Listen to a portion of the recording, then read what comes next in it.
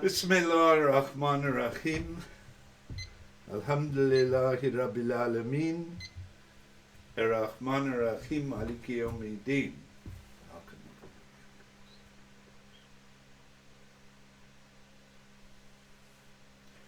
So this is going to be the last video of the season before the holy month of Ramadan.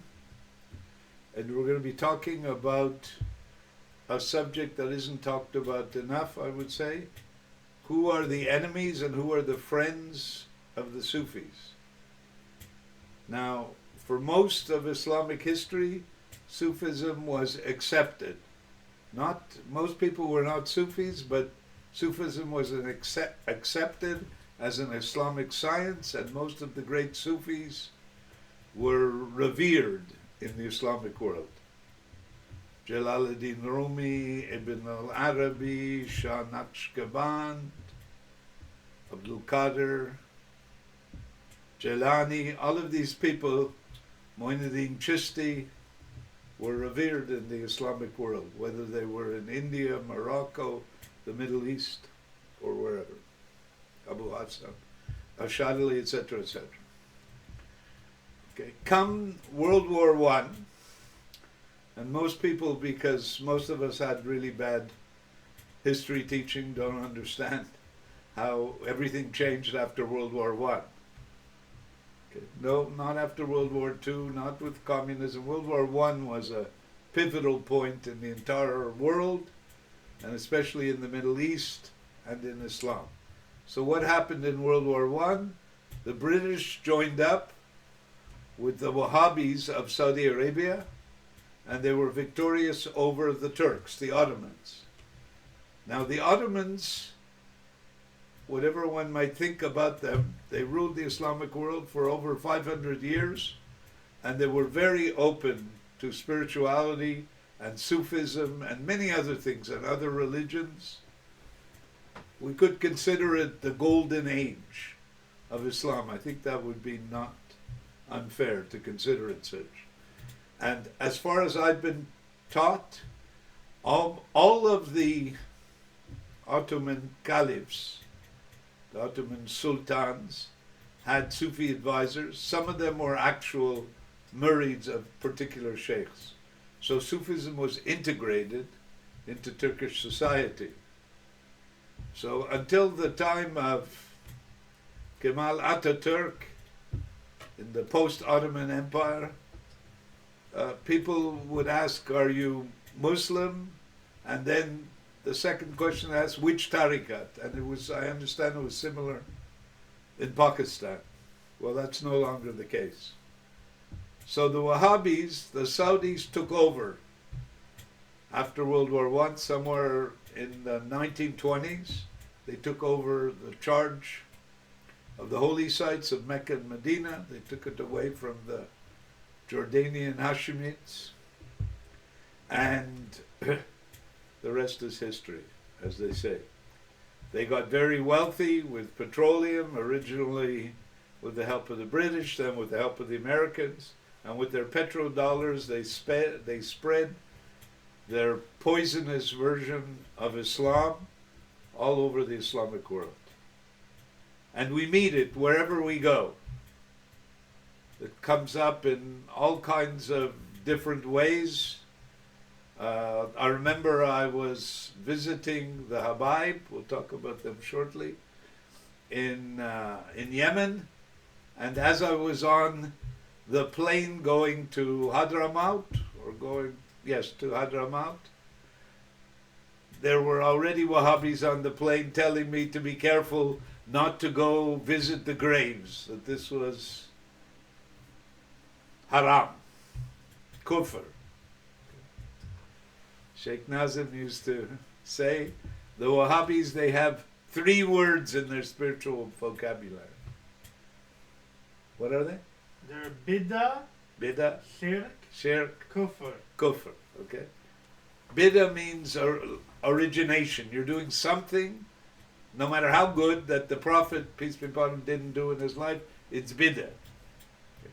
Shirk means you're making someone out to be God, who isn't God, And that can be a problem, but it doesn't. If you love your sheikh or your prophet, so in various ways, it doesn't mean you're doing shirk, idolatry. And kufr means disbelief. Anything that isn't in their narrow version of the religion is kufr. And so what they do is they do something called takfir. They declare you kufr. Now that sounds very theoretical and ideological, but it has a lot of practical consequences. In Algeria, for example, in their civil war back about 15 years, 20 years ago, 200 to 250,000 people were killed because the local Wahhabis takfired them, made them into kufr. So once they're kufr, you could kill them. What a crazy ideas about religion. So you make them non-Muslims. It's not legitimate to kill Muslims. It's not halal. So you make them into non-Muslims because they don't have exactly the same belief as you, and then you kill them. Problem solved. But it wasn't. Horrendous. Okay. So these notions, which seem to be theoretical, become very problematic in reality. And the Wahhabis, they spread this puritanical, dry, lifeless, lacking in spirituality version of the religion all over the world. All over. You meet it everywhere. In Tunisia, when I was spending time there, and also Jordan, even the secret police that were everywhere in Tunisia for sure, were warning me, don't be careful of the Wahhabis. So I said to one of their agents, don't worry, I can smell them from the other end of the mosque. He was laughing. If you want to know a Wahhabi, just look for darkness. And it's almost sure it's a Wahhabi, or it's someone who's been Wahhabized. Then we have, now the Wahhabi movement started a long, long time ago, quite a long time ago, in the 18th century, Ibn Wahhab. But now we have a more sophisticated version, a more intellectualized version, who are the Islamicists. Specifically, we have the Ikhwan Muslimin in Egypt, we have the Jamiat al-Islamiyya in India, and in Iran we have the Velayat al-Faqih, the Ayatollahs, with their new version of Shiism. All of those are Islamists. They too are the enemy. And they're the enemy especially because most people don't realize the heresy involved in those viewpoints. Oddly enough, the person who gave the best analysis of Islamism, the Islamicists, was a journalist with the Epoch Times. He studied their history, especially Sayyid Qutb from Egypt. And he said these people took left-wing Marxist ideas and parachuted them onto Islam. Covered over the basic Islamic approach with a kind of Western, philosophically materialist approach. And from all of that we have Islamism, and most Muslims are completely unaware or very unaware of how dangerous this is. Even when it takes a very radical form like Hamas, they're unaware of the pernicious philosophy behind these activities. And as I was researching this, I realized that even bin Laden had studied with the brother of Sayyid Qutb in Saudi Arabia. Sayyid Qutb was one of the founders of the Ikhwan Muslimin. The original founder was Hassan Banna, but Sayyid Qutb wrote a lot and spread a lot of his message. And then we have the equivalent happening in India, in the Jamaat al-Islamiyya, with their particular form of scholarship, but it's Maududi. I was looking for that name. His name was Maududi, and you'll find them everywhere. They wrote Quranic tafsir, and People bought into it because they didn't realize what was going on. They were buying into essentially a Western philosophy that was parachuted onto Islam. And this is why we're in such a bad state, because there's so much confusion about it.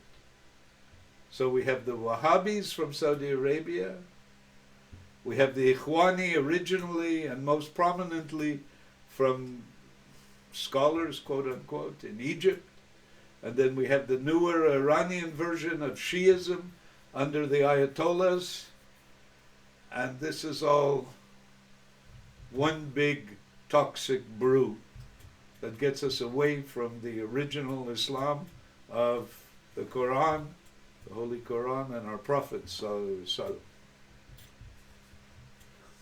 Now, I had a very direct teaching about this with the sheikh that I spent the longest time with.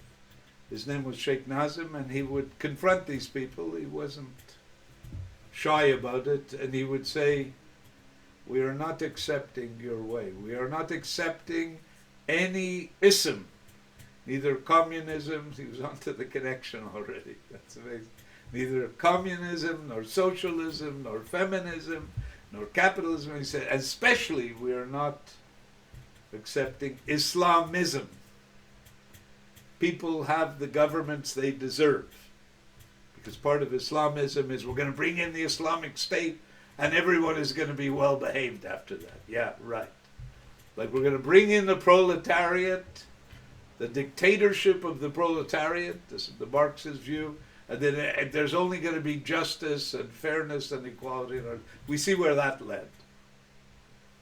Russia, China, North Korea, Albania.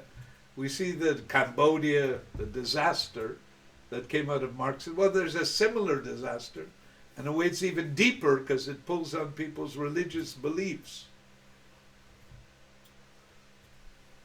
A similar disaster happening all over the Islamic world, and most of the Muslims are blind to it. So we are representing here the Sufis. The Sufis are the deepest aspect of Islam, the mystical aspect of Islam, the spiritual aspect of Islam. Just looking through my notes here, if you want to see how horrific this gets, well, there's lots of examples, like Algeria that I mentioned. Now we have Hamas in Palestine, another example of Islamism. And in Pakistan we had many attacks on mosques, including what's probably the holiest mosque. I never remember the name because it's obviously very Urduist, but Data Ganj Baksh. This is from, I know the author of the book that is buried there, Ali Hujwiri. He wrote a book, Kashf al-Maghzub. Kashf al-Maghzub, yeah. And that which translates into the unveiling of the unseen.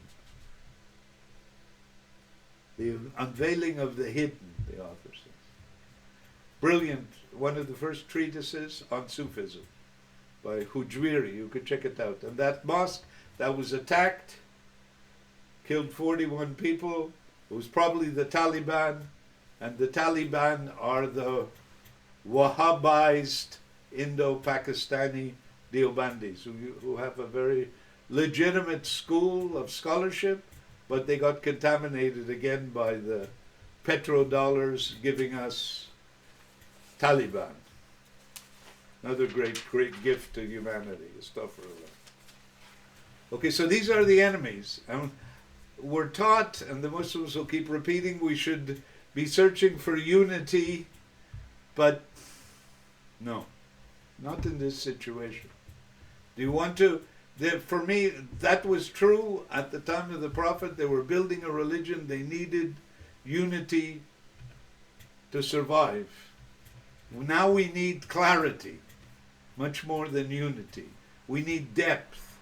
We need inwardness to survive. Outward unity is superficial, useless, empiricist. We need inner unity, specifically uniting with our soul and disengaging from our nafs. That's what we need. So this call for outer unity, I like to say sometimes the Wahhabis are like a cancer on the body of Islam. So would you like to unify with your cancer? And the newfangled Shia of Ayatollah are an autoimmune disorder. Would you like to unify with your systemic lupus? Or with your Crohn's disease? Or with your scleroderma? Is that what you want to unify with? No. We have to cleanse. Now that doesn't mean making the Sufi equivalent of takfir and saying all these people are kafir and we're going to kill them. No, no. But we need to do some serious education and some serious promotion of the inner way. We do have allies, friends. So who are these allies? Okay. The first group of allies are the legitimate scholars of Ahl Sunnah wal Jama'ah. That means the legitimate scholars of the Sunnah, of the Prophet ﷺ, and the Sahabas, and the community. Those who really studied the sources and came out with their conclusions. Not the heretics of Wahhabism or the heretics of Ikhwanism, etc., etc. Those provide us with some understanding of the proper behavior, the proper Sharia, the proper outward approach to Islam. And many of them are very sincere people. Some a little bit overly cerebral, but they're sincere people who are trying to help us in our faith. So they're the number one, the scholars of the Ahl Sunnah wal Jama'ah, it's called. Okay, the true scholars of traditional Islam. Okay. They've been around for a long time. They are helpers. The second group I would call the para-Sufis. They're almost Sufi, and both of the groups I'm thinking of, they both come from the Sufis, but they're not quite Sufi in terms of they're not focused on really on the inner way anymore. They're focused on the other way. Those two groups are the Tabligh and the Habaib. The Tabligh is a movement started in India, and it was started by Sufis. Maulana Zakaria and Maulana Ilyas. There were two Sufis of the Chishtiya order, but over time it's become less and less focused on the Sufi way and more focused on outward dawah and visiting people. They're like a missionary revivalist movement. They're good people, pious, they have God consciousness, but they're not focused on the inner way. But I found them helpful each time I had some disappointment, disillusionment with a sheikh of one of the tarikats. I most often fell back into the tabligh. I wouldn't go out with them, but I would listen to them and spend time with them. They were my group. Comfort, sukhba, that's the word I was looking for. Sukhba, hanging out with them just to feel, because they generally have a good vibe and they're modest, humble, pious people. The other ones are the Habaib, who become more and more popular lately, of Yemen, and they're similar to the Tabligh.